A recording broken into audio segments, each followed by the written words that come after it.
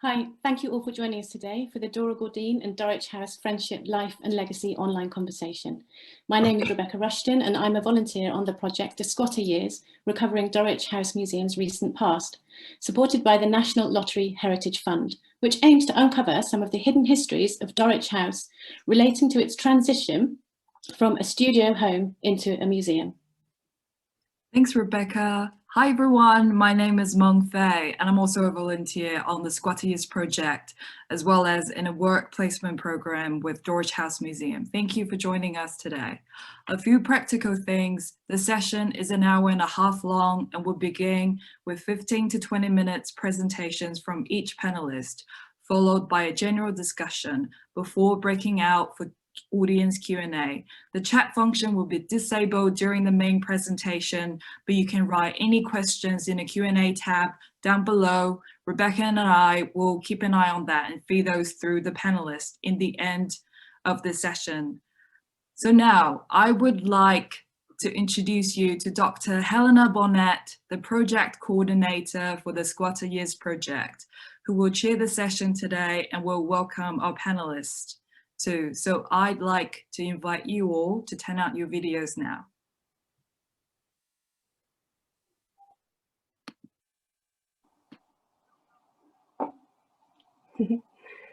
Hi, and Annaleena and Brenda, please do turn on your videos as well. That'd be great to see you guys. Yeah, thank you very much, Mongfei and Rebecca. Hi everyone, and welcome. Thank you for joining us today. Yeah, I'm really excited to be chairing this conversation with our three very special guests. As already mentioned, this event comes out of our Squatter Years project, and I'm delighted to say that we're also launching the first of 3 online publications for this project on our website, just actually in fact launched yesterday. So I'll just say a little bit about the project. So over the last year and a half, volunteers have been exploring the little known history of Dorich House in the 1980s and 90s, focusing on its transition from Gordine's home into a museum following her death in 1991. So during this period, Dorich House was acknowledged for its architectural significance through Grade 2 listing, and it was burgled, squatted and used as a film set before being acquired and renovated by Kingston University. And to defray the cost of renovation, much of Gordine and her husband Richard Hare's collection of Russian art was sold in a series of auctions. So we're launching the first part of the online publication, which is called Lost Objects, that focuses on Gordine and Hare's lost collection of mainly Russian artifacts, some of which was stolen in a burglary in 1998 while Gordine was still alive, of which we'll hear more. And the majority of which were sold in a series of auctions over 1994 to 97. We'll be discussing both of these later. So we've got some fantastic pieces of new research and writing that have been done on this theme, all of which are freely available to read on our website, and we'll post the link at the end of the talk. So without further ado, it's my great delight to welcome our 3 panelists: journalist Tim Harrison, curator Brenda Martin, and filmmaker Annaleena Piel Linnå. If you'd like to add a second. Great to be here.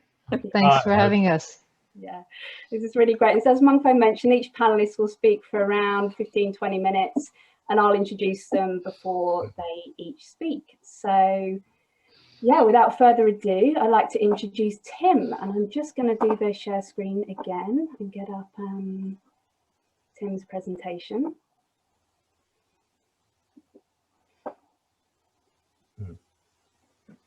So Tim Harrison has been a journalist for more than 40 years, covering local and national news. In 1988, he met Dora Gordine when he interviewed her for the Surrey Comet following a major burglary of Russian art at Dorich House, and the two became good friends. Having lived and worked all his life in the Surbiton, Kingston, long-distance area, he set up a local newspaper called The Good Life in 2012. So Tim, over to you. Thank you. Yes, in a weird way, we all ought to thank the burglars, because if it hadn't been for the burglary, I'd never have met dear Dora, and I got to know her fairly well through regular visits to the extraordinary house, Dorich House. So let me just tell you briefly about how it happened. In January 1988, I was working on the Surrey Comet newspaper in Kingston, and there were a couple of rival newspapers there. So we had the Surrey Comet, the Kingston Informer, the Kingston Guardian. Once a week, we would go down to Kingston Police Station and find out about all the crime that had happened in the week before. And so we were all sitting around, all of us reporters, and the police officer said, oh, and there's been a burglary at an art gallery in Kingston Vale. And he said I said, hold on, whoa. I said, what do you mean an art gallery in Kingston Vale? I've lived in this area all my life. I've never encountered an art gallery in Kingston Vale. So I was pushed over to the Detective Sergeant Ray Bloxham, who was in charge of the inquiry. And he said, oh yeah, there's a place called Dorich House, and there's a sculptor there called Dora Gordine, and she was burgled. I said, how extraordinary. I've never heard of this gallery. I said, is there any chance I can have a chat to her? And he said, absolutely not. She's in her early 80s. She's a victim of crime. She's very vulnerable. No, you can't. So I hand wrote this letter. And it's a very good tip, actually, for journalists. If you can't get through to someone by phone or email or anything like that, hand write a letter. And this did the trick. I got a call from a woman called Barbara Lewin, who used to do her shopping. And she said, Dora is willing to meet you. So I made an appointment, went down there, and Barbara escorted me very closely all the way up the stairs to the one room that Dora effectively lived in, which was the kitchen, tiny little kitchen, right up at the top of Dorich House. There was a bedroom. I believe it's only a one-bedroom house, which is absolutely extraordinary for the size of it. But anyway, there was a bedroom, but the cat lived there. Dora slept on a sofa in the living room, which is where the burglars disturbed her. Anyway, this escorted visit lasted maybe half an hour, and then I was solemnly escorted back out again. And we went through the same thing next week, because I said, Dora, you know, I'm fascinated by this. May I come back and see you again? And she said, oh, yes. So I went back the following week, and Barbara was there again and escorted me up the stairs. But we stopped halfway up the stairs this time. And she looked at me and winked and said, do you want to see inside the studio? I said, yes. So she unlocked it. She had a key on a little chain, and she unlocked the studio. We went in, and it was all these old sculptures and strange objects, all covered in dust sheets. It looked like Miss Havisham's bedroom. It was fantastic to see it. Anyway, she locked it up again. We went up and chatted to Dora. This went on for several weeks, and after about, I suppose, a month, I was trusted enough, and Dora and I really hit it off. I was trusted enough to be allowed to go in on my own, and it became a little Tuesday ritual with us. For an hour before work, I would drive my Morris Minor to Kingston Vale and press on the intercom on the front door. And she was a great one for giving everyone nicknames. So I was apparently called the Chiseled Nose. I don't know if that's apt or not. But anyway, I was the Chiseled Nose. So I pressed the intercom and would say, it's the Chiseled Nose. It was like a sort of weird little code. And there would be this sort of cackling laugh from upstairs, and she'd press the buzzer and let me in. And every Tuesday morning we had this ritual, and we would chat about anything and everything. I wish I'd recorded all those conversations, but she was very enthusiastic about learning about what was happening out in the world. She didn't leave the house. And the burglary, to be fair, had knocked her back a bit. It had dented her confidence. a lot. She was terribly upset at the collection being broken up. I think that was the real issue. She regarded her and Richard's, her husband's, art collection in the house that they built as being a complete thing, and that any disintegration of that was really terrible. But so we would sit in her kitchen. She looked like a little round ball, Miss Tiggywinkle, crossed with Queen Victoria. Little dark woman, great big thick glasses like bottle tops. And she would make me coffee. She taught me how to make coffee. She said, you've always got to use cardamom.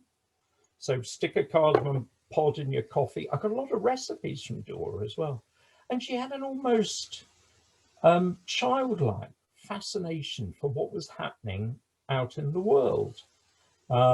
She told me about her sculptures. This one here is on the screen at the moment, was at the Royal Marsden. That's actually an old Surrey comet cutting. I recognise the way the date stamp was done.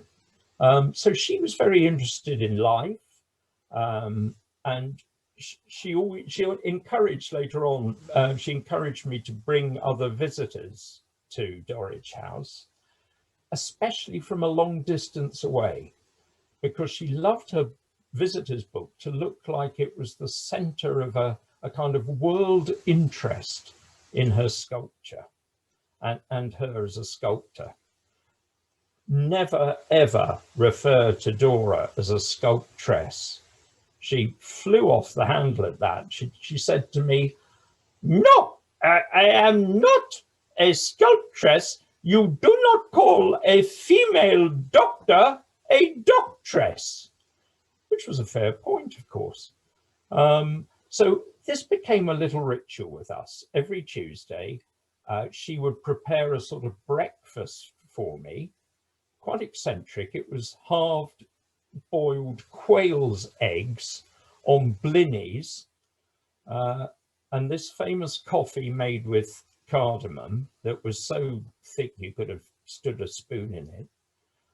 And we sat in the kitchen and we just nattered. And we, as I say, we really hit it off. My birthday came a month or two after that, and she said, I've got a book for you. And I said, oh, very nice, thank you. And she presented me with this, which is was written by Richard, her husband, a couple of years before he wrote his famous history of art and Russian art and so on, which was really the main book. But he wrote a story about Maxim Gorky. And Dora said, I've written a dedication to you in it. So I said, oh, how lovely, marvellous, thank you very much. I was expecting a neat little to Tim from Dora. Not a bit of it. Dora's writing style was absolutely extraordinary. She wrote in sort of huge letters, like she was shouting. I mean, it was a, well, incredible way. Every letter that she wrote would be an enormous, everything was on a grand scale for her. I got married later that year, and she presented me then with this. Isn't it beautiful? A little willow pattern cup. I'm sure it's not worth anything. Anyway, so we keep the toothpicks in there. So yeah, so this ritual involved a conversation. It was mainly her talking. She's a very opinionated woman. She would chat about anything and everything. As I say, she was very big onto recipes. She said that when she grew, as she was growing up in Russia, as she claimed, she drank a lot of raspberry tea. And she said, you can go and get some raspberries if you want, and I'll show you. I said, oh, okay, where do I get the raspberry mix for tea? She said, Vienna. She couldn't pronounce the letter V, so she always ate vegetables. And there were strange little quirks like that. She had quite a strong, thick accent and a very deafening crow-like laugh. But she was immensely generous. I remember one time I was having a bit of car trouble. The Morris Minor was playing up and she just said, "Oh, have my car." And I said, "Oh, have you got a car, Dora?" She said, "Yes, in the garage." So I went downstairs and opened up the garage from the inside door, and there was a Hillman Hunter estate sitting in the garage. But the tyres were all rotten, and when I looked closer, there were squirrels nesting in the engine. So although it was a very nice gesture, there didn't really seem to be much point in taking that up. So Dora's life revolved around Dorich House, and it's strange. It's a house that I knew as a boy, because on the other side of the Richmond Park wall is Test Hill, one of the steepest hills in Richmond Park. And I remember going there to do tobogganing if we got a snowy winter. And I remember looking over the wall at Dorich House. And I was baffled and mystified by this building because it had very mean windows relative to the brickwork. It was a very strange design. And I was convinced it was an old abandoned factory or perhaps a water tower. You know, I had absolutely no idea what it was.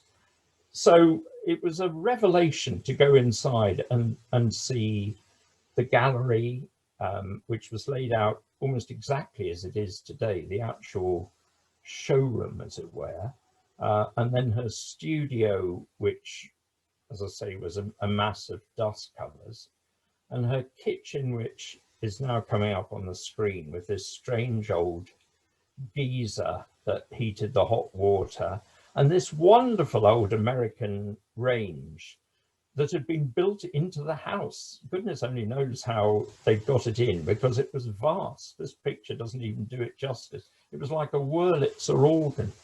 And we would sit there, and she had the strangest bits and pieces around. And there was a china cockerel. Actually, you can just see it at the top of the picture there, on a high shelf, a big china cockerel. And she had a device, a little saucepan with a stirring handle on the top, where she would roast coffee beans. She was a real perfectionist when it came to food and drink. And obviously visitors got to know her love of tea and coffee, because against one of the walls in the kitchen was an enormous mountain of tea, loose tea leaves in boxes from all over the world, the strangest teas. So sometimes if I was particularly interested in one, she would fix it up before I arrived. But again, it was always very heavy tea, very thick and syrupy. She always put sugar in. "I don't take sugar, Dora," I told her. Don't take sugar." No, you must." So you had to have tea and coffee the way that Dora insisted. But for all that, she was wonderfully welcoming and accommodating. There's a picture of her sitting out in the garden. I introduced my parents to her, and the whole family went round there and helped clear the orchard and keep the weeds down. There's a very good orchard there at Dorich House. And indeed, we took apples from the trees, and my mother made an apple pie, well, quite regularly actually, and we brought that round to Dora. And we'd also take around Christmas lunch as well. We'd make an extra portion on Christmas Day, cover it in foil and drive it round, and that actually started becoming a little bit of a Christmas routine.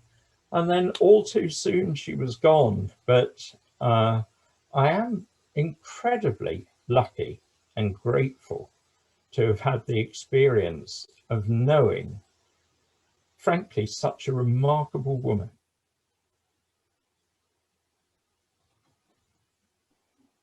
That's brilliant. Thank you so much, Tim. Yeah, lots to kind of come back to, I think, in the discussion later. Yeah, so if I could welcome Brenda now. So Brenda Martin was employed by Kingston University in 1993 as the researcher at the beginning of the Dorich House project. And her work underpins the Dorich House archives and Dora Gordine, Richard Hare, and the architecture and design of Dorich House and its interiors. After preparing the documentation for accreditation for museum status, awarded in 2004, she was made the curator.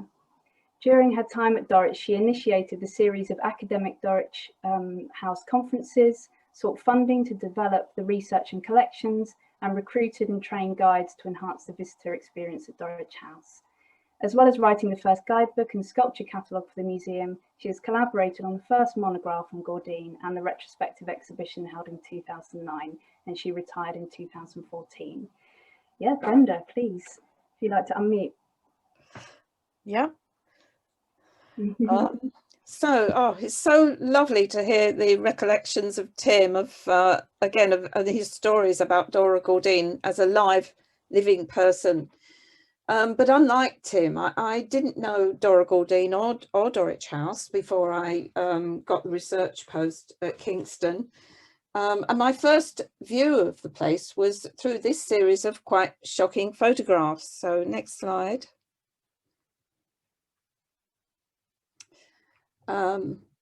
This is the plaster studio on the ground floor, and this is the ground floor laundry room. Next slide. The sad state of the house was photographed by Ian Leith from English Heritage in January 1992, a few days after Dora had died. Next slide. This is the top floor sitting room. The building had been listed by the Kingston upon Thames Society, probably by Sylvia Blanc, a friend of Dora Gordine's, on the 6th of October 1983 as a Grade 2 artist studios at risk. Next slide. The layers of dust had settled on the once gleaming floors and the oriental furniture and art. Next slide. And in old age, confined to the top floor and worried about theft, Gordine had been unwilling to employ a cleaner or a caretaker, and the layers of dirt and dust had settled on her carefully curated displays. Next slide. This is the studio, and next slide, that's Richard Hare's study. Lloyd's Bank, the executors called in the auctioneers to make probate. And they sifted through the clutter, removed the sculptures, paintings and china, Russian icons, silver and any other items of value that could be sold. And they left the debris of the Hare's life scattered on the floor.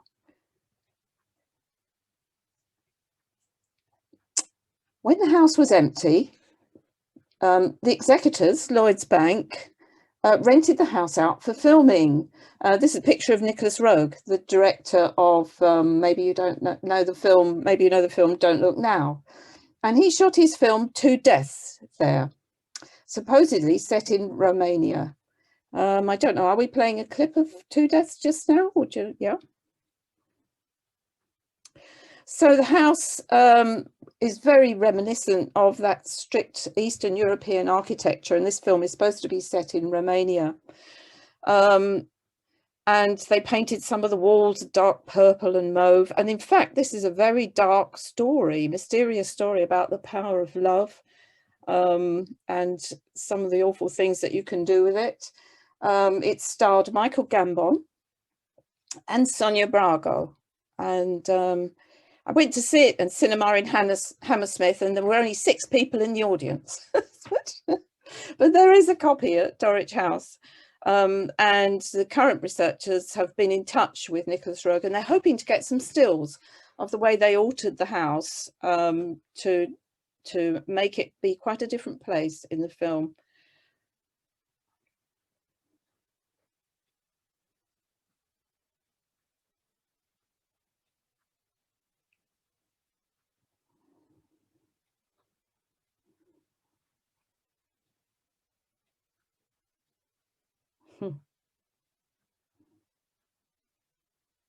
I was carrying on a bit. I thought it finished there. So there was another film made as well, a bit later on by it was Black Dog Films. They used the house in 2006 as the set for a rehab clinic in a promotional pop video for the rapper The Streets. And again, it's that idea of an Eastern European clinic. That's the modelling studio being used for a story of disjunction somehow.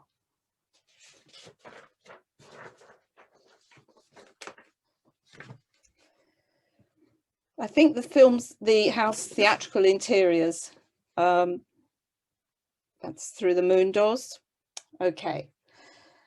So this is Dora Gordine and Richard Hare on the roof terrace. So Gordine's close friends in the last years of her life, Councillor Jim Davey and Professor Jack Lewin, pressed forward negotiations between Lloyds Bank and Kingston University to acquire the house and restore it to use. But in the delay, squatters broke into the building. They lit paper fires in the ornamental fireplaces and held rave parties in the garden and the lofty studios. Next slide. Sometime in 1992-3, the architectural practice of David Brown and Partners were engaged to restore the building, and Sally and David Brown joined the team around Dorich. It was with Sally Brown wearing a hard hat that I first entered the building just before renovations began. It felt gloomy and there was an uneasy atmosphere about the place. Dora Gordine and Richard Hare had taken on the design themselves. The lofty studios, cosy study for Hare on the ground floor, and the small dramatic private apartment on the top floor with its private access to the open air roof terrace were all reflections of the Hare's relationship as a highly sophisticated, cultured couple drawn together through their love of art. There was no provision for children or a nanny, and Tim was quite right. There was just one bedroom and another bedroom labelled a dressing room on the plans. But there was provision for a large kitchen, a laundry room and a bedroom for a domestic servant on the ground floor. Although with the house being built in 1936, there wasn't a servant living there very long at all. In 1993, I was taking a postgraduate diploma in arts administration when Keith Grant of Kingston University offered me the job of research assistant for Dorich House and invited me to join a panel selecting the art from the Dorich House collections for auction. This was quite a shock, as I'd only been interviewed a few weeks before, and my focus at that time was the work of the Russian artist Natalia Goncharova and the Diaghilev Ballet. But I was thrilled to have the opportunity. The contract was to lay down an outline of Gordine and Hare's lives, research who had built Dorich House and how the collections were acquired, culminating in writing a guidebook on the house, its occupants and the collections. I was to report to the Dorich House coordinating group who were managing the project. Next slide. The Dorich House coordinating group was led by Dr. Robert Smith, the Vice-Chancellor, without whose passion for the 1930s and vision for Dorich House, the project would not have been started. The group had made a decision not to sell any sculpture or Gordine's paintings until more was known about her. When we arrived at Phillips Warehouse, the auctioneers, the objects and art icons and paintings were laid out on tables over 3 floors. It was a huge task for the various specialists involved on the coordinating group and very daunting for me as it was mostly 19th century Russian Empire art. There were crazy discussions about how to display, for example, 100+ Easter eggs, which I gather were balanced all round the door frames and all over the place in Dora's rooms. There were so many tiny jewel-like salt cellars in all shapes, mostly in the form of little chairs which would decorate the dining tables of the rich, and many, many icons and pictures. Next slide. At the auctions, it was heartbreaking to see the beautiful Russian objects being sold, and even more terrible, I realised later, was the sale of Hare's library of rare Russian books on art, many not available in the West or translated into English. And it's lovely Tim had that book written by Hare on Maxim Gorky. He really was a great Russian scholar. 2 large green urns were sold for a record price and other pieces failed to make their value. Pieces by Fabergé and other important Russian workmasters were sold to bring in the Russian buyers. On the day of one of the auctions, I managed to get a series of Russian art magazines similar to the Country Life or the Connoisseur withdrawn, but I was not popular on that day. But Glasnost had only just happened, and there was not more than a handful of primary sources in English for Russian art. After the main auction devoted to the Dorich House art, there were many smaller sales as a huge collection was dispersed. The items on the keep list of Dorich House were to be stored at Cadogan Tape to await the reopening of the house. The Russian specialist on the Dorich House coordinating group was Kenneth Stoneman of Wartskis, who had also met the Hares through Russian art. From him, I gained an impression of them as an eccentric couple, a flamboyant Eastern European woman and a very quiet, erudite Englishman, bossed around by his wife. Peyton Skipwith of the Fine Arts Society in New Bond Street had also met Dora and added to the impression of an eccentric and passionate personality of Dora. The Tate sculpture specialist David Fraser Jenkins had interviewed Dora in the 1980s and knew of her work, and very kindly sent me a recording of the cassette tape. One of my first jobs was to transcribe the whole interview, and I spent days trying to decipher Dora's strident, accented tones that you've already mentioned, and strange emphasis on her important words as she struggled at the age of 94 to answer David's questions and remember her life.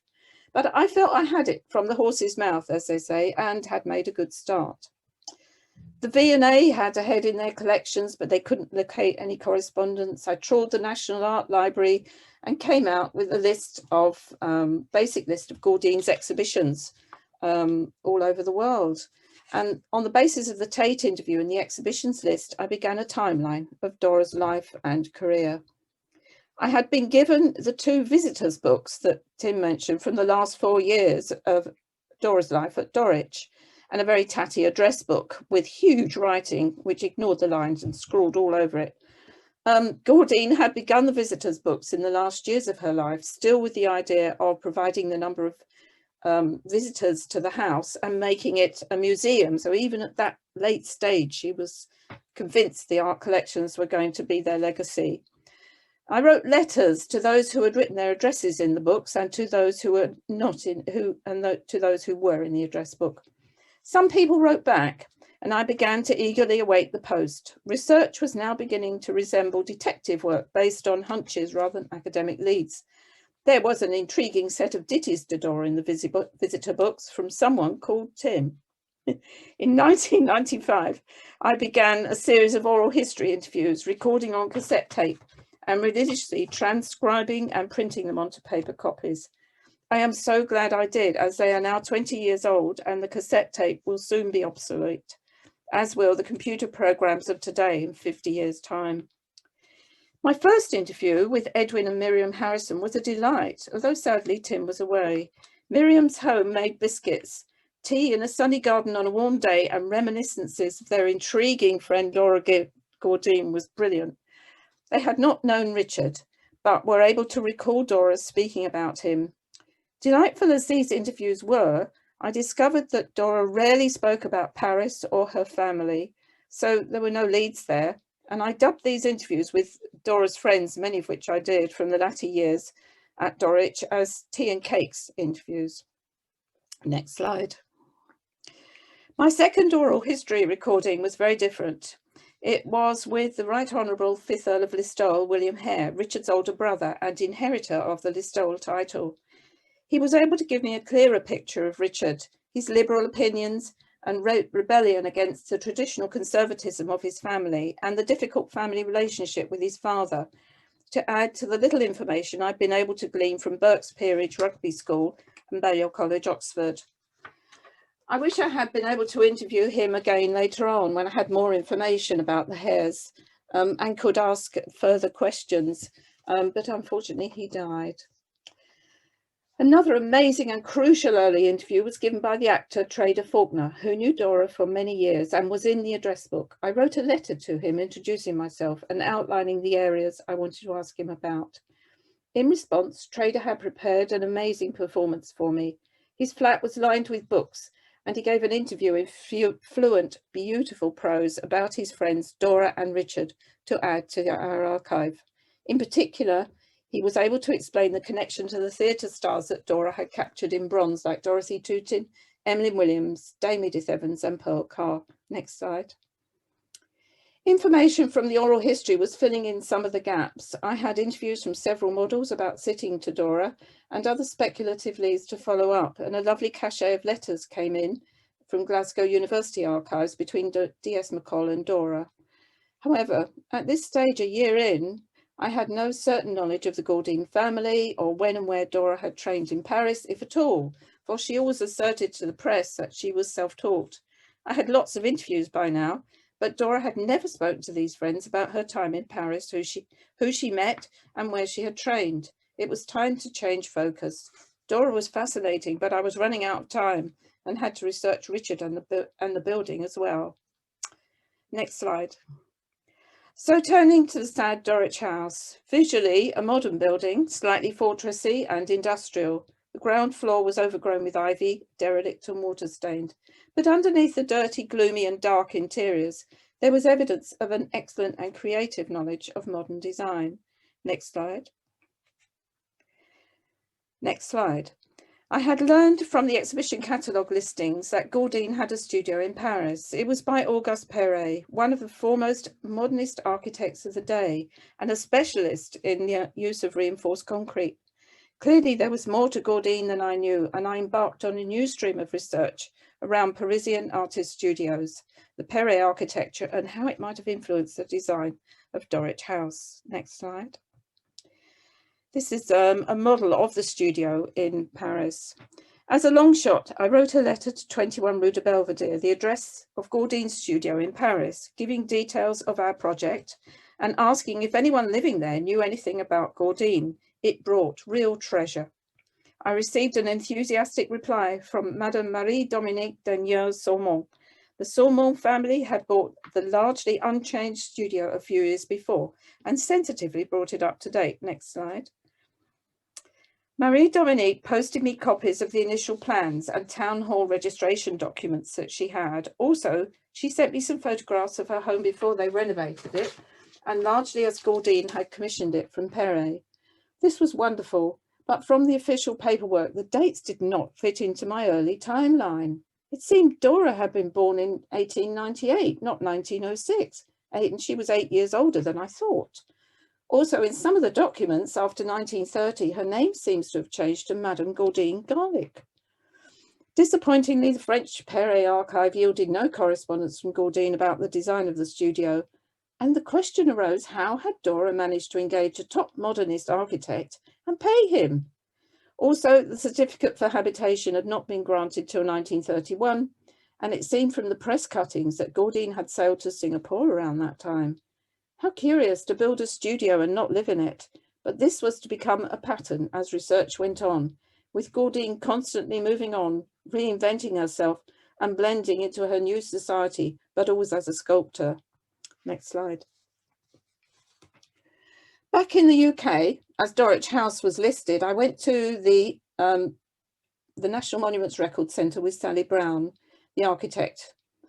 There we found a substantial archive of black and white press photographs and letters from Richard Hare to newspaper and press photographers, arranging for visits and photographs and photographers. Here was evidence that Richard had organised much of the copious press coverage for Dora. At the Royal Institute of British Architects, there was a detailed letter from Gordine from Singapore via Hare, criticising and altering a design by the Honourable Godfrey Samuel, a modernist architect, for a proposed studio house for Miss Gordine on a site in Hampstead. This was never built. Hampstead, but Samuel was also an aristocrat like Hare and had been at school with him. Although no private papers, letters or legal documents came to me from the house, a picture was emerging of how important Hare's patronage and his high society connections through his aristocratic family were. Letters booking press photographers for her and press releases written and commissioned by him were turning up in other archives, and I believe Tim showed one of them to the Surrey Comet about that double figure for the Royal Marsden, that kind of thing.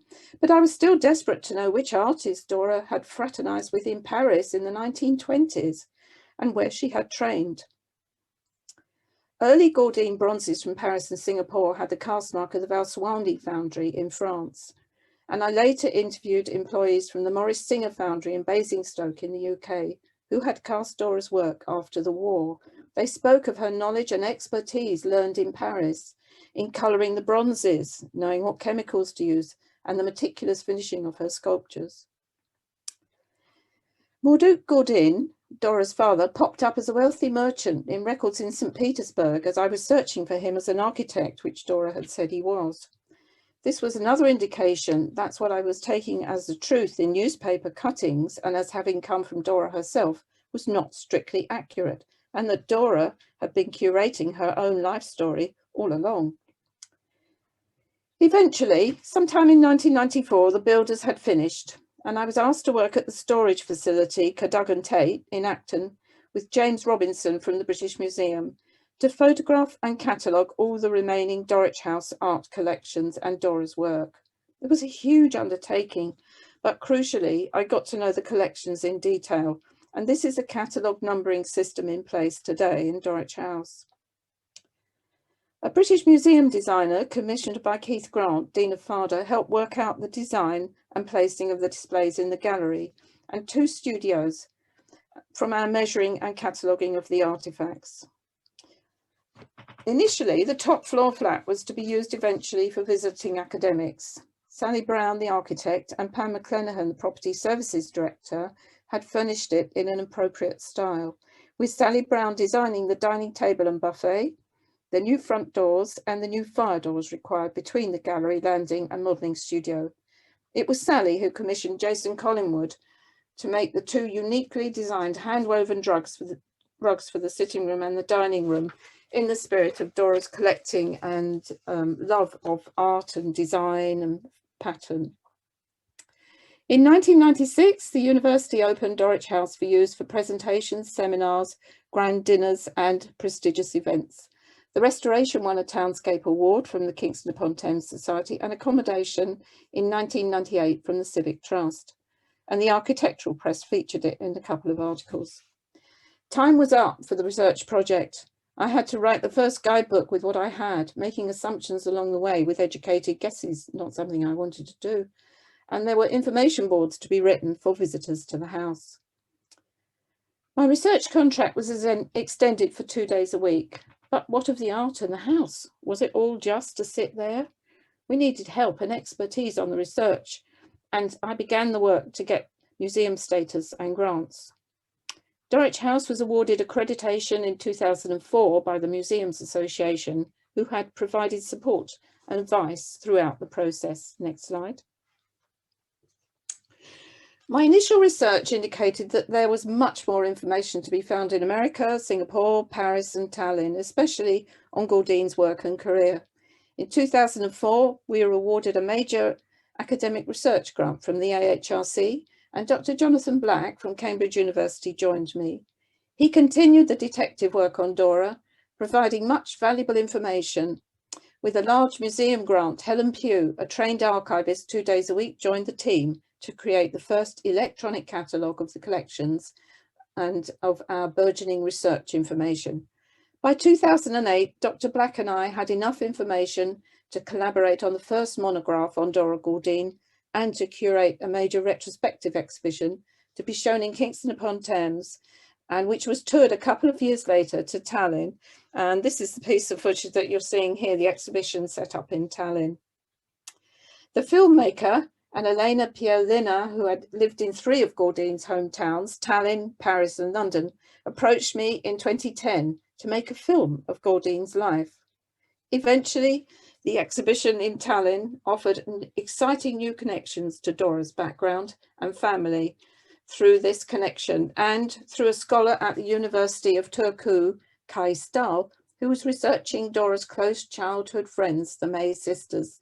Through Annaleena and Kai Stahl's research, the floodgates to Dora's previous life and her family background were opened. Thank you.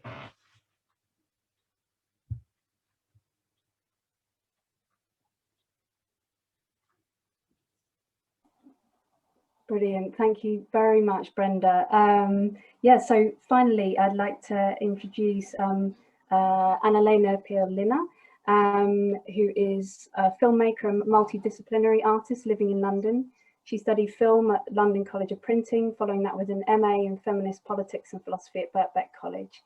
In 2018, she completed her first feature-length documentary, a historical biopic on Dora Gordine, and she is currently in development on a feature-length animated documentary about the sisterhood of first-ever pro cyclists in 1890s America, as well as working on a new gallery film on Gordine for Dorich House Museum. So I'll just share this 1 second.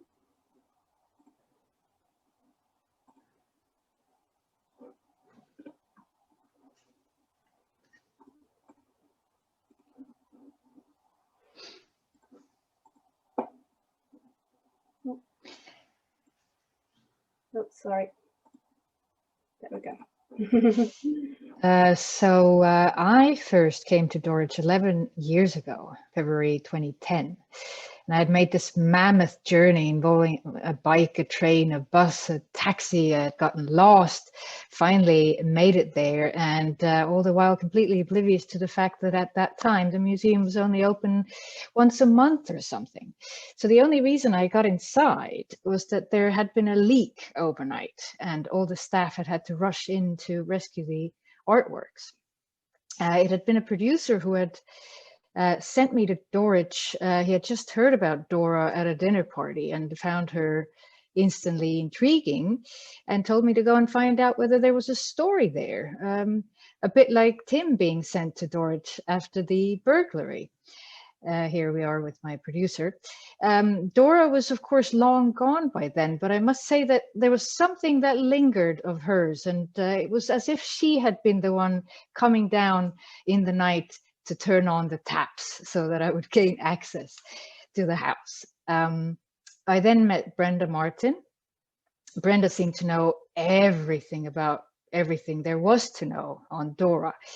Her contemporaries, the history of the house, the stories behind each and every sculpture Dora had made, you name it, Brenda knew it all. And so early on, I spent quite a bit of time in the archives with Brenda, going through all the photos, the letters, all the other ephemera. And because, you know, it's a long journey from central London. So whenever I'd go, I'd spend the whole day there following Brenda around with my 1001 silly questions. I honestly don't know how you put up with me.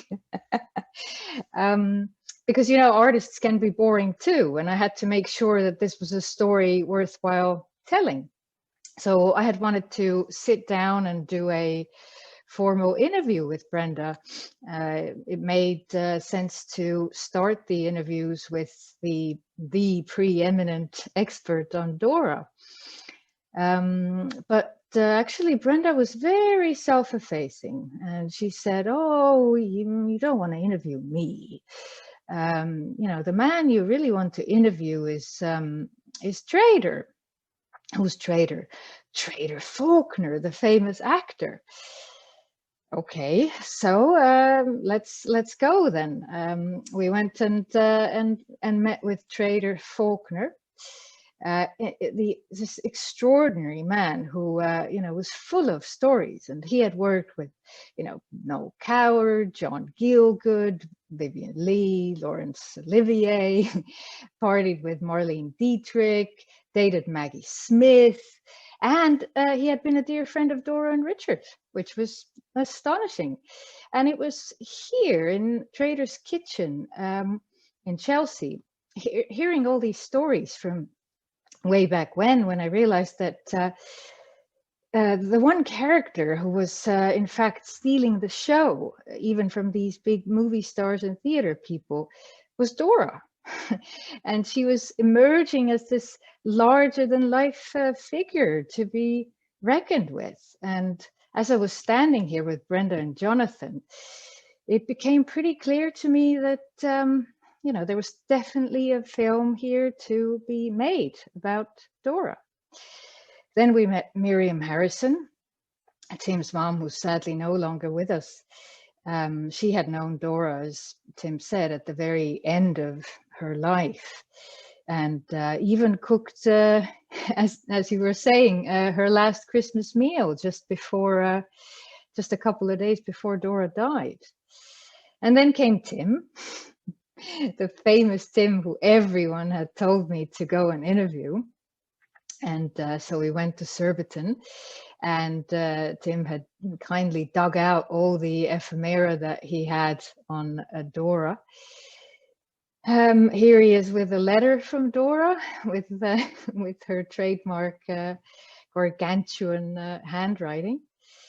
I put Tim in front of the camera how many times? 4, 5, 6. I kept coming back. I don't know. And he was still opening the door because, you know, he seemed to have endless stories. And of course, when you're making a film about someone who's no longer there, this is priceless stuff. So then we took Tim to Dorich also a couple of times to be interviewed there. I think on this occasion, actually, he gave us this brilliant kitchen confidential tour and showed us around the kitchen where everything had happened back then when Dora was no longer so mobile. Yeah, that was very special, actually. The place really changed for me. Here I am doing my own stunts. And then, yeah. Oh yeah, we had forgotten the clapboard. So we had Tim as the clapper girl on that particular day. And then finally, I managed to get to persuade Brenda to sit down and give me a proper interview. And this was actually, you know, Brenda, I must say, this was actually one of the very few times that you were not rushing around carrying statues with white gloves on. Oh, and then for about 3 years, I'd been breathing down the neck of the owner of Dora's Paris house, hoping to set up an interview with her, but she was always either in New York or somewhere else. Actually, that's her there on the rooftop. And I had given up all hope when suddenly one day there was a message. I'm in Paris today. There's been a terrible leak. And it was as if Dora had intervened for the second time in a really dramatic fashion. So that gained us, you know, we grabbed the camera, jumped on the Eurostar, and, you know, there we were in the house that Dora had built for herself in the late 20s with the help of Auguste Perret. And then Marie-Dominique had acquired some 60 something years later. And she had achieved not only a meticulous renovation, but she had converted this one-woman art-making factory into, you know, a house for a family home for 6. I think she really did a tremendous job. That's the original blueprint from Perret, and we are there in the what is now the kitchen, but what had originally been Dora's plaster studio, where she sculpted.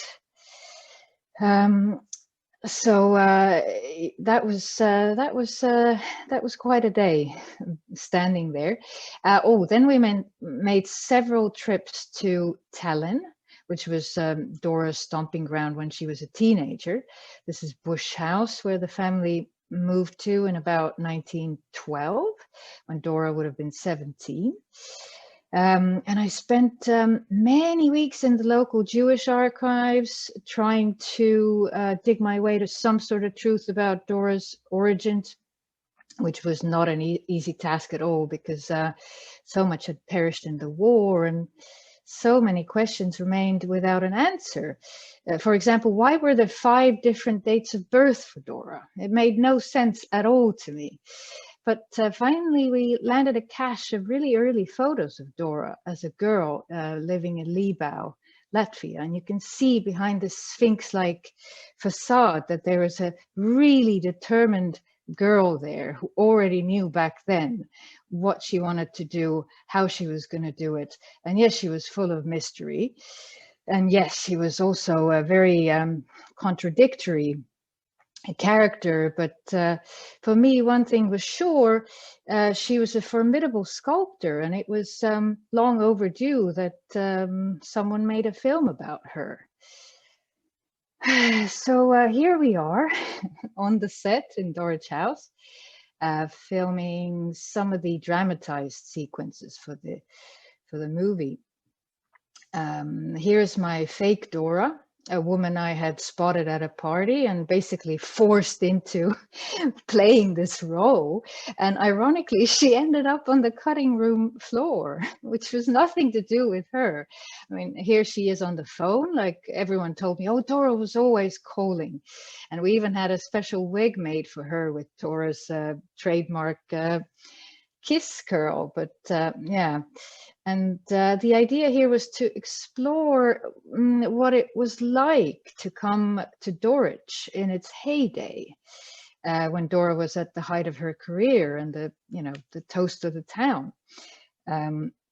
She was no longer depicting random exotic faces that she had come across on the streets of Paris or Singapore, but carefully chosen models with means and social status, aristocrats, heiresses, prima ballerinas, diplomats, royals, movie stars, and so on. Oh, and then we shot this tea party sequence, which was quite fun.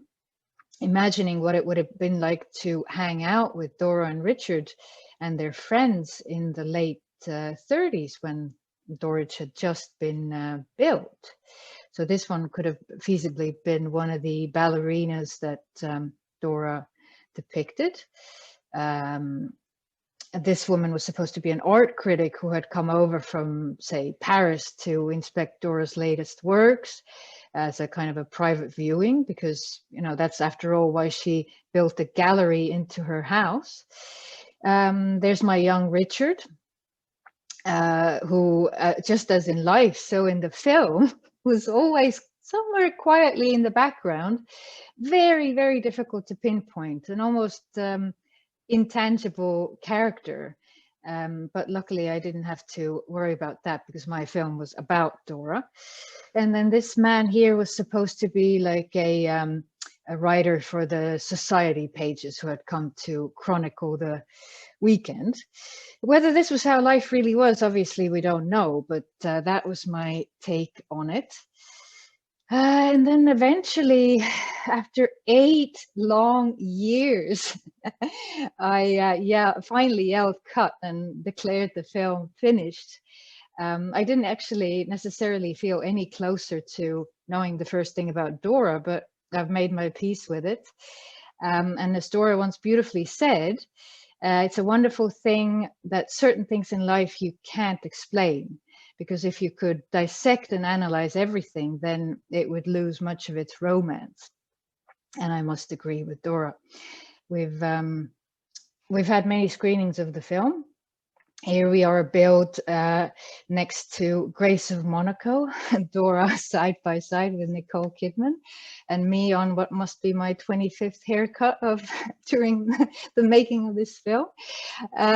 But the most special screening was definitely in Dorich House 2 years ago. There we are with Brenda, Tim's somewhere in the audience. Lots of people who had known Dora were there. It was a really special night. And yeah, if anyone wants to see the film, you have to make the journey to Dorich House to buy the DVD. But please check the opening times before you before you make the journey. That's it from me. Brilliant. Thank you so much, Annaleena. Yeah, just like to now we can have discussion between the four of us for a while. And I think the thing that's come up for me initially, especially that thing of Annaleena and Brenda both trying to investigate Paris, and also this thing about when Dora was born. And I'm thinking, Tim, did did Dora talk about her early life or talk about Paris or anything like that when you knew her? No, she didn't. I mean, I think the mystery side to her, as Annaleena says, is one of the most intriguing aspects. I think we'll probably never know the full story about Dora, and in a way that's rather endearing, that I think she deliberately concealed things. I think the date of birth she could easily have established. I mean, I was told she was 81. That was what the figure that the police had been given by her. You know, how old are you, Madam Victim? 81. Very good. So when she died 3 years later at the age of 85, that did slightly undermine the original claim. And it's true, her age seems to have shifted all over the place. So I never really knew how old she was. And she was very reticent about the past. She did still maintain this business about growing up in Russia and having a Russian nanny. She was quite insistent about that. So I couldn't challenge that. So I just accepted it. Yeah. And it's so Brenda and Annaleena, I think it's, you know, that thing of, you know, kind of going, hang on a minute, her birth date was when, and then there's also something about finding out about another husband that we didn't know about as well. So that's not the end of it. We found another one since then. Yeah, that's true, actually. You know, why did it take, because 8 years is quite long to make a film, or to write, I suppose a monograph might take longer, but a film, you've just got to get on with it eventually. And, you know, we were almost locking the film and having test screenings and all that. And then suddenly, out of nowhere, I knew obviously about Mr. Garlick, who had preceded Richard. And I really thought, oh yeah, I get this woman. And then came out the fact that, oh, hang on a minute. Yeah, she had a previous, you know, the very first husband was before Dr. Garlick. And then a lot of the missing pieces suddenly, you know, slotted into place, and we could figure out that for sure she was born in 1895. But what does that give you in terms of who she was? Nothing. Well, it was quite early on when as I said, it was in the first couple of years that the name Garlick came up, and we thought, well, what's this? And then when I found she'd been married to him before, I thought, oh my goodness, has she ever been divorced from him? There was a frantic search going on. And then Jonathan joined us and went on some more. And we found divorce papers in London, actually. I was looking in Singapore. But yeah, there was a panic then.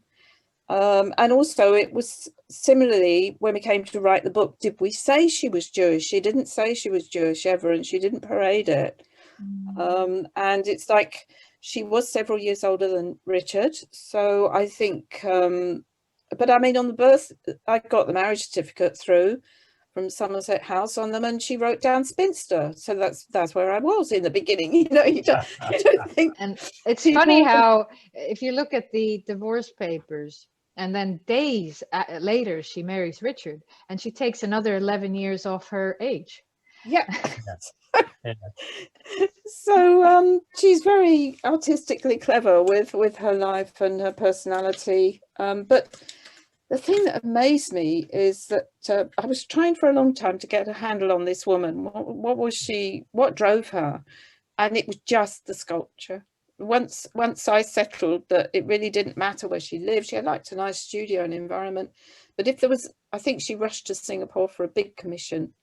And, you know, Richard offered to build her a house and a studio, so she got married to him. So it's all about the art. I think that's right, Brenda. I think she was absolutely, the sculpture drove her, certainly. But all I ever heard about in terms of husbands, I mean, any past in terms of previous husbands was airbrushed out of our discussion.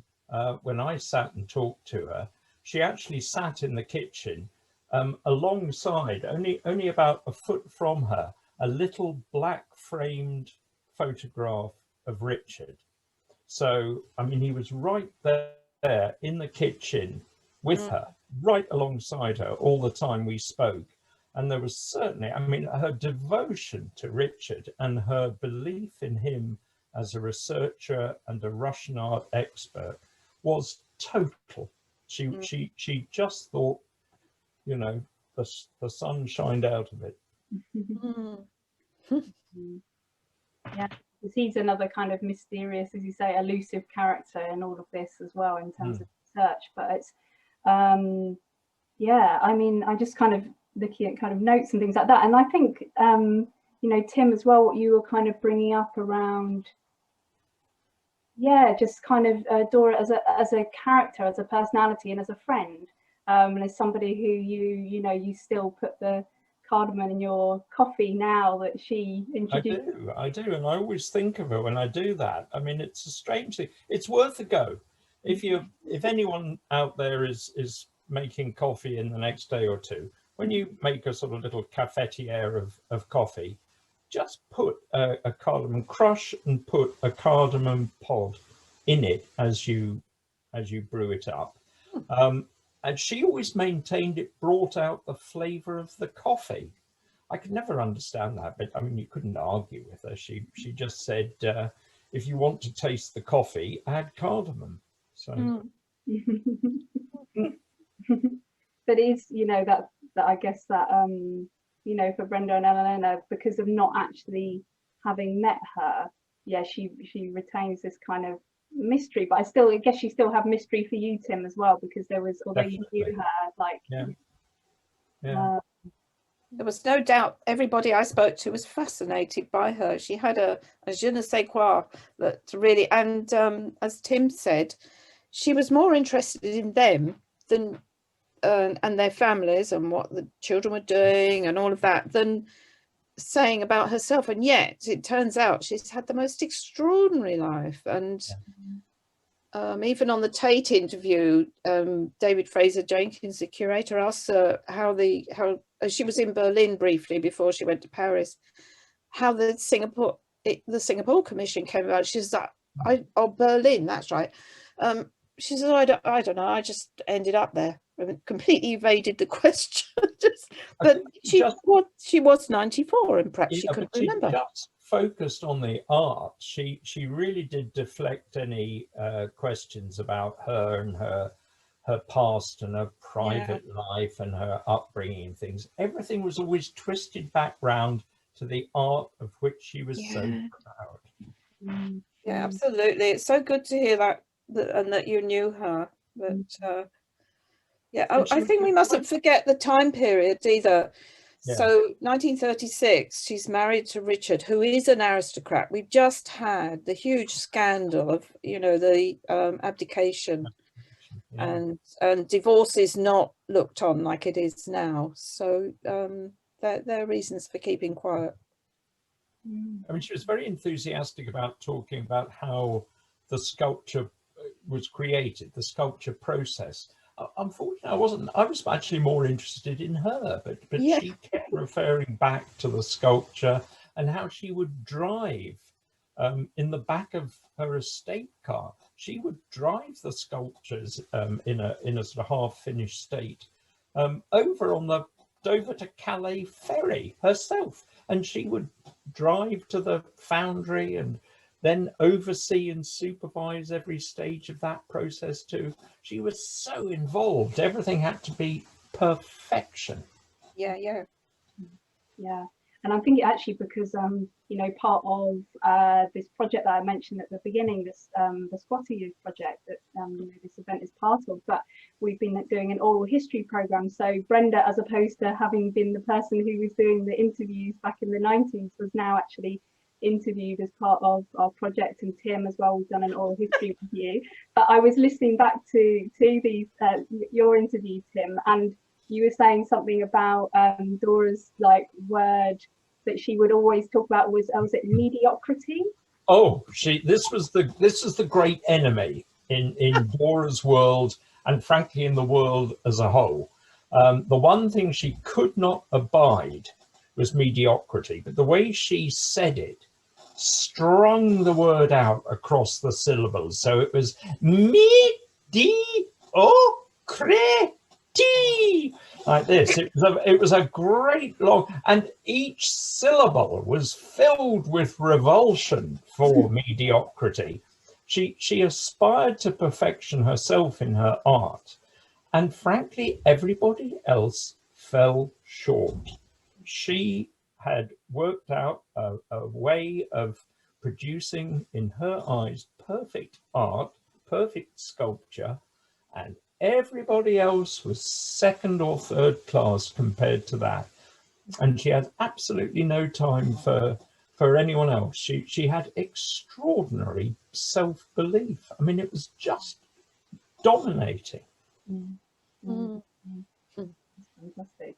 And Annaleena, I'm just thinking as well, because after doing this epic amount of work for your feature film on Dora, you're now actually, as part of the Squatty project again as well, we've been invited to come back and do our new, what will be our new kind of museum introductory film. And so, but that's kind of led to this whole new, more research. And I just, yeah, if you could say just a bit about the, you know, how things have been going with that process. Yeah, I was actually really excited when I was approached about this, and you think, you know, are you crazy? Have you not had enough?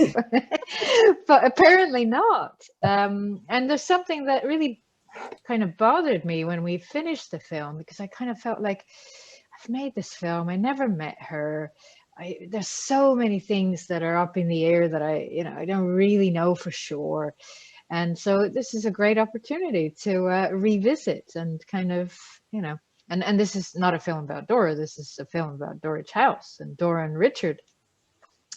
And one of the things that has come up, which is slightly irrelevant, but has greatly changed my understanding of Dora, is Dora in her late teens, early 20s. I kind of thought, very much like Brenda, Dora was a very serious artist, always was, you know, dedicated. But now it kind of transpires that whilst that is true, her family was also running a very popular cabaret.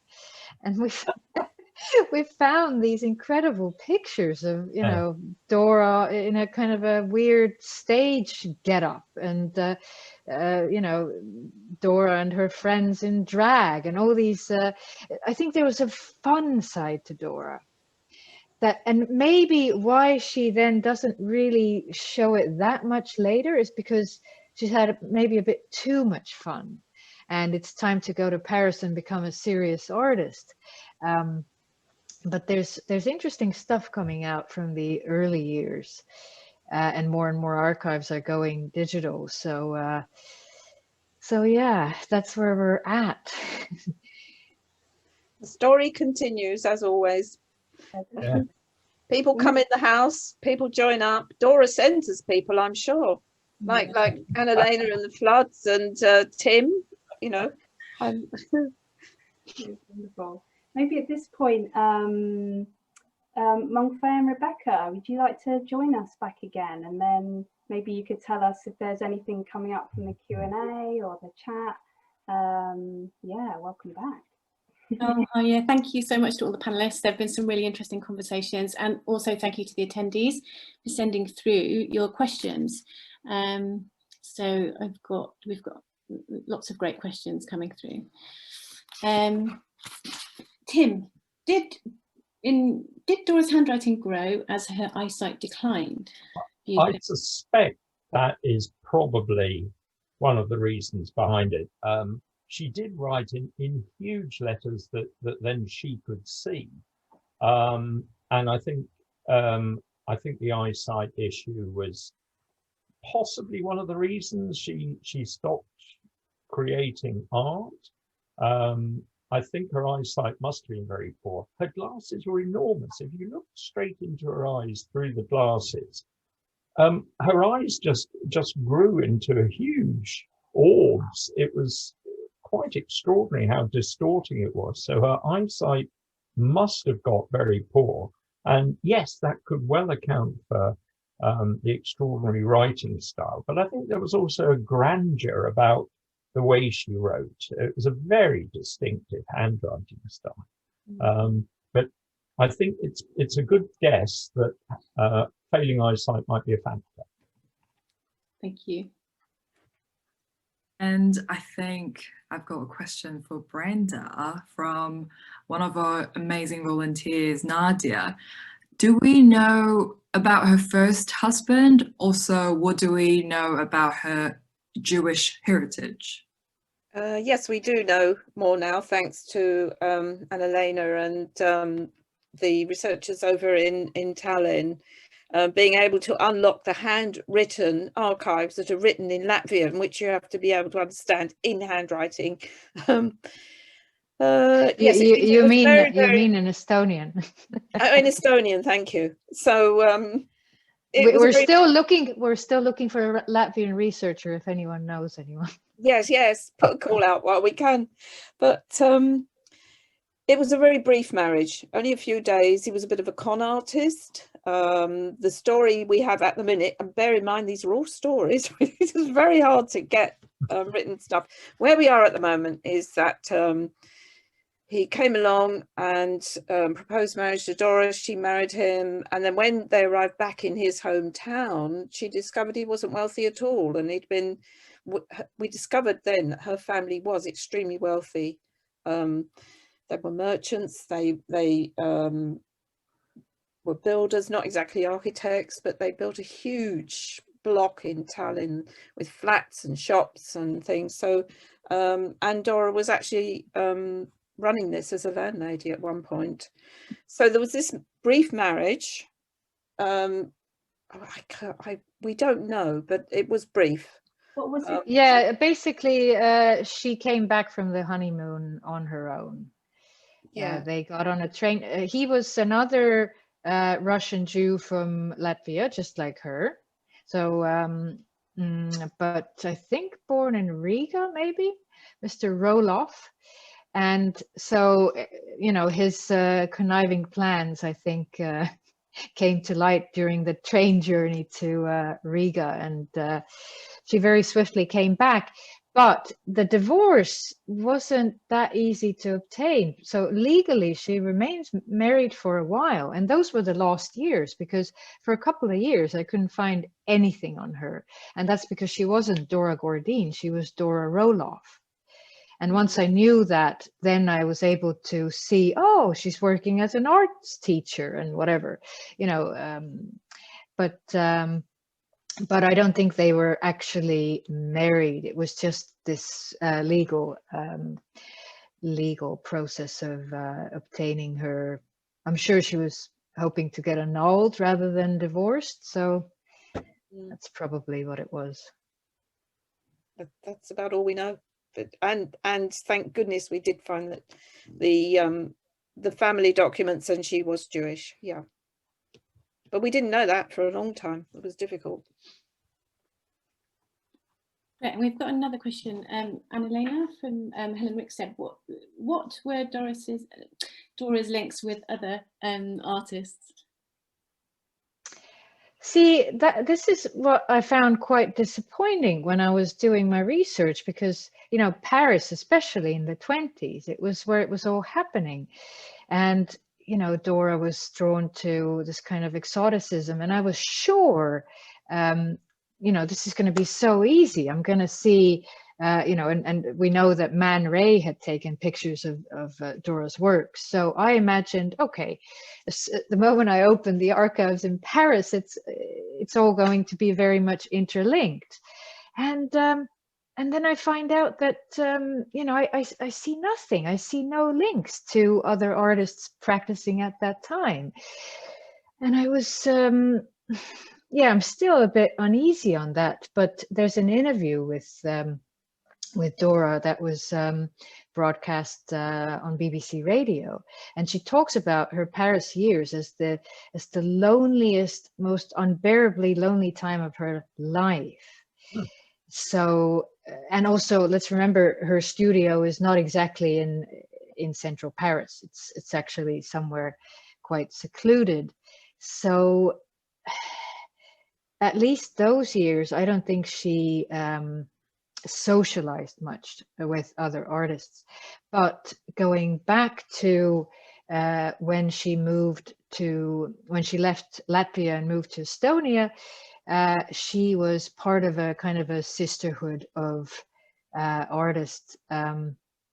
Oh my God, were they 3 or 4 sisters? The sisters May, a sculptor, a set designer, and an architect. Yeah. And around them gathered this whole group of creative people.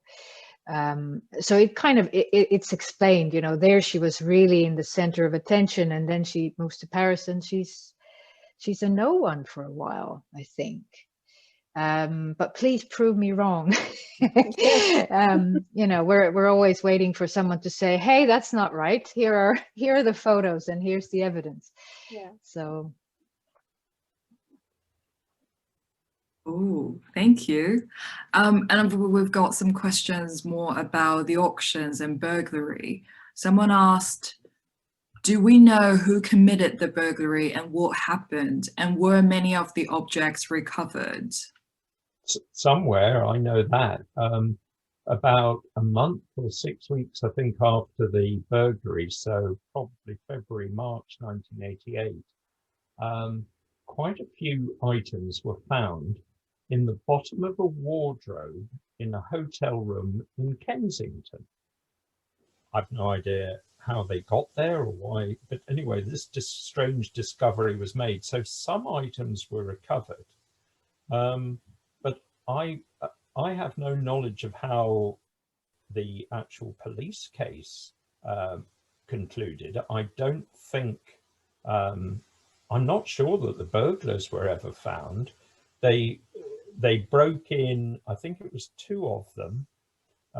Dora was very clear telling me the story of the burglary, that they shone a very bright torch in her eyes. And I think with the magnification of her glasses as well, that blinded her temporarily. She was asleep on the settee in the living room at the time when they broke in, and it must have been a colossal shock to a woman of her age to suddenly discover people shining torches and basically helping themselves to objects all around her. But I don't know how the police case concluded. I think, Helena, one of your volunteers has written an essay online about the burglary and been researching it further, which is lovely. Yeah, Carly Butner has written an article for our Scotty's project for Lost Objects part. And actually, it's made me think, because there was just something I wanted to kind of return back to, which we haven't spoken about. I'm not sure if it came up for the audience questions, but just around the auctions and just a little bit more, because I think, Tim, as well, you had a bit of a kind of experience with that. And I'm just, I'm thinking about like what, Dora's plans for what Dorich might have been, and then kind of what happened. But it's a difficult one, isn't it, with the with Dora's vision for the future and what actually happened. I mean, she had this dream, certainly, that her collection and Richard's collection between them could remain as a museum, but clearly she hadn't thought this through in terms of where was the funding to actually support a museum and all the security that would be necessary.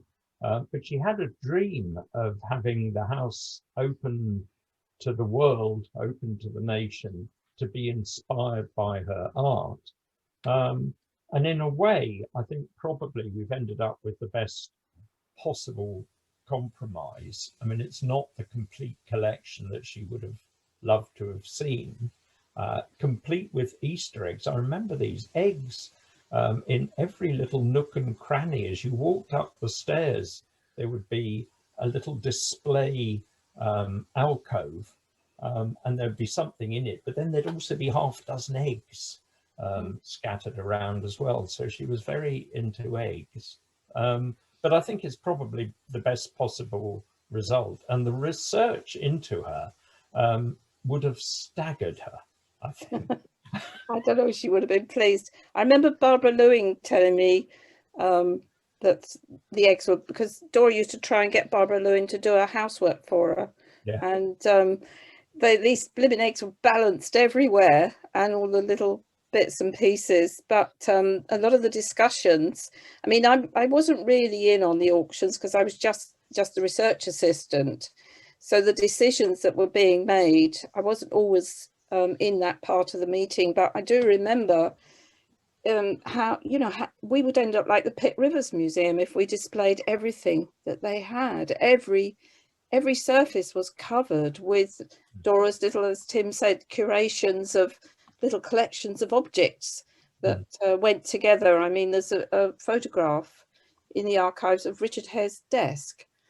And behind it is the most beautiful hanging of Balinese batik, and then on that is some Russian icons hung, and then some silver encased icons stood on the desk, little piece of Dora's sculpture. It was all, they lived with it, they lived with their art, even when Richard was alive. Yeah. So there was huge discussions on what to keep. It was heartbreaking. We should have kept more. There were samovars that were sold in the especially in the silver auctions that we should have kept to display, but at that time we didn't know who Dora was, this amazing person.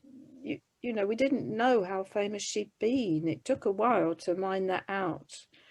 I mean, who knows, down the years in future, Brenda, some of the items may find their way back to Dorich House. It's not impossible. People who bought them at the auction might decide, for the sake of completeness, that it would be lovely if the objects were back where they belonged. So it's a constantly developing story. It does go on. I mean, Helena, you've had the squatters walk in, haven't you? 2 or 3? Yeah, well, in fact, and so Montfair and Rebecca have been doing oral history interviews. Yeah, people who visited the squat, people who went to some of the raves at Dorich House that happened in the 90s before the university took over. So yeah, there was all manner of things, but I think that will be for another talk. Fascinating. Yeah. Well, I'd like to thank everyone for the fantastic questions. Unfortunately, we don't have time to ask them all and answer them all. And thank you to the speakers and to Helena for chairing. We'll be sending out a feedback survey for this event, so do keep your eye out for that. And if you'd like to get involved and know more about Dorich House Museum, please do follow us on Instagram, Twitter. We also do monthly newsletters if you wish to keep on track on what we've been up to, which you can sign up for on our website. Please do also check out the Squatter Years online publication, which I think came out yesterday. And Rebecca here is one of the contributors amongst many other amazing volunteer writers.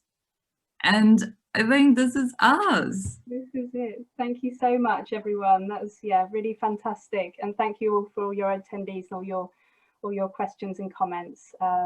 Thank you.